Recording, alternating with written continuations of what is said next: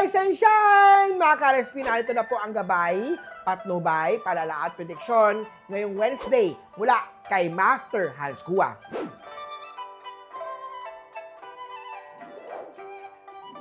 Para sa mga pinanganak ng Year of the Rat, kung may problema, pag-usapan agad at huwag nang palakihin.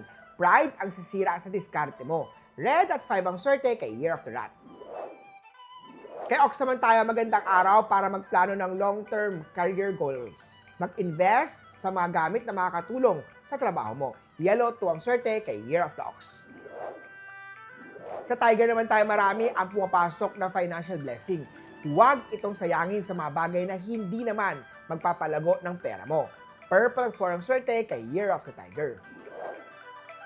Kay Rabbit naman tayo, maglaan ng oras sa sarili upang mapanatili ang good mental health. Pink at 7 ang swerte kay Year of the Rabbit. Sa Dragon naman na may illness star ngayong araw, mag-exercise at bawasan ang bisyo para mapalakas ang pangangatawan. Green at 8 ang swerte kay Year of the Dragon. Kay Snake naman tayo, bigyan pansin ang iyong well-being at mag-enjoy sa maliliit na moment kasama si partner. Orange at 6 ang swerte kay Year of the Snake. Ito naman! Say of the Horsey, mag-ingat sa sariling tahanan. Minor accident may happen. Siguraduhin maaliwalas ang north area ng bahay para mawala ang negative energy. Red at 8 ang swerte kay Year of the Horse.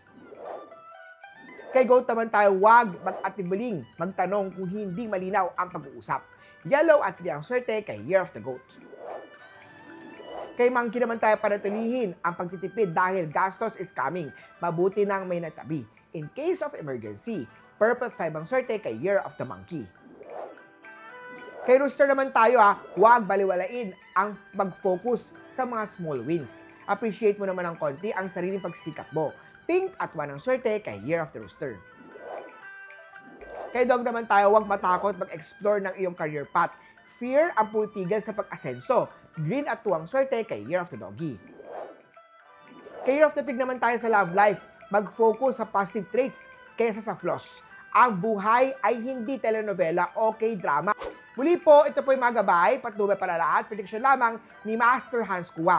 Nasa inyong mga kamay, nasa lalay, ang inyong tagumpay. Kaya always be positive at i-claim ang mga swerte, mga ka-RSP.